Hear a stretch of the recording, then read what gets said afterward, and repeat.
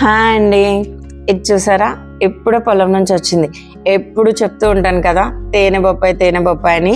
ఈరోజు ఈ బొప్పాయిని పీల్ చేస్తుంటేనే ఈ కలరు, ఈ టెక్స్చరు, ఈ తేనె ఎలా ఉంటుందో అలాంటి కలర్లోనే ఉంది. అందుకే మీ అందరికీ చూపించాలనుకున్నా. ఇది కట్ చేసి దీని టేస్ట్ ఎలా ఉందో ఒకసారి చూద్దామా?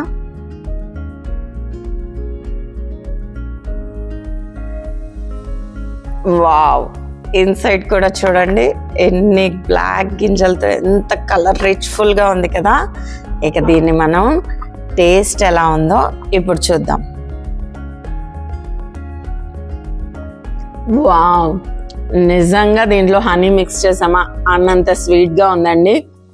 మీకు గనక అన్నట్టు మీకు తెలుసు కదా, ఎలాంటి రసాయనాలు లేకుండా ఓన్లీ న్యాచురల్ ఫార్మింగ్ ద్వారా, జీవామృతం ద్వారా పండించిన ఇలాంటి వెజిటబుల్స్ కానీ ఫ్రూట్స్ కానీ మీకు ఎక్కడైనా దొరికినా, ఒకవేళ వెతికి కొన్నా పర్వాలేదు, ఖచ్చితంగా ఇలాంటివి తింటేనే మన బాడీకి కావాల్సిన న్యూట్రియంట్స్ అన్నీ అందుతాయనే విషయం మాత్రం గుర్తుంచుకోండి.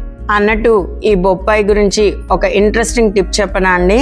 ఈ బొప్పాయి చూసారా, ఇది మనం కోసేటప్పుడు ఇలా సీడ్స్ తీసేస్తాం కదా. ఈ సీడ్స్ తీసేటప్పుడు ఇలా స్పూన్తో తీయండి. ఈ స్పూన్తో తీసిన తర్వాత ఈ కింద మీకు ఏదైతే వైట్ టెక్స్చర్ ఉంది కదా, ఈ వైట్ టెక్స్చర్ని మాత్రం అస్సలు తినకూడదంట. కాబట్టి ఈ వైట్ టెక్స్చర్తో సహా ఈ సీడ్స్ని ఇలా మనం తీసేసి ఓన్లీ మిగిలిన పల్ప్ని మాత్రమే మనం తినాలనే విషయం మాత్రం గుర్తుంచుకోండి.